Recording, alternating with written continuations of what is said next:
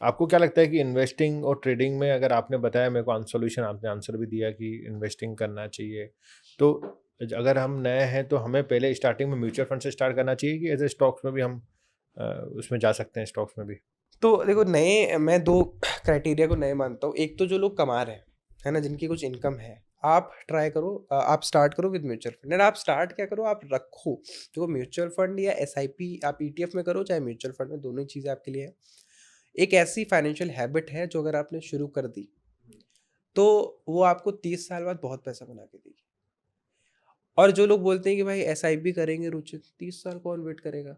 भाई जिंदगी में 30 साल मतलब मेरी उम्र के हिसाब से लगता है कि बहुत बड़ी बात है, बट मुझे अभी लगता है कि यार मैंने अभी तो अपना 12th का एग्जाम दिया था, या फिर कोविड आया हुआ था, मैं कॉलेज में था, मैं स्कूल जाता हाँ, था। सही बात। 6-7, 4-5 साल कैसे जिंदगी के बीते मुझे नहीं पता भी पता नहीं है। चला, हाँ। और अगर आपको लगता है ना 30 साल कैसे बीतते हैं, जो जो अपने 50s में होगा ना, 60s में होगा, उनसे जाके पूछना कि 30 साल गए आपको पता चला, बोलेंगे नहीं, अभी तो मैं जवान था।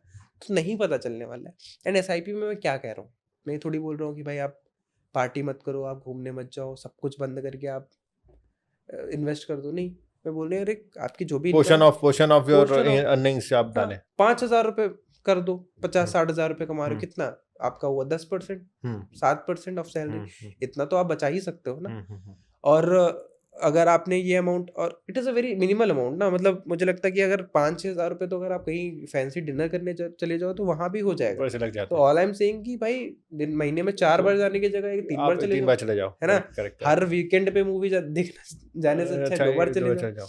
तो ये सारा छोटा-मोटा अगर आप डिसिप्लिन बना पाते हो, तो आपके पास एक, आपको कभी ना हाथ नहीं फैलाना पड़ेगा।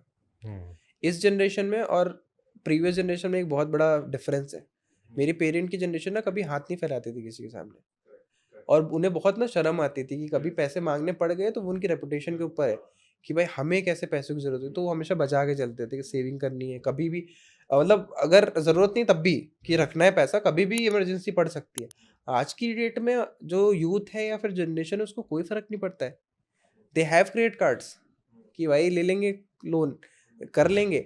तो आप ये समझो कि आपको कब हाथ फैलाना पड़ जाए, कोई, you never know. You never know.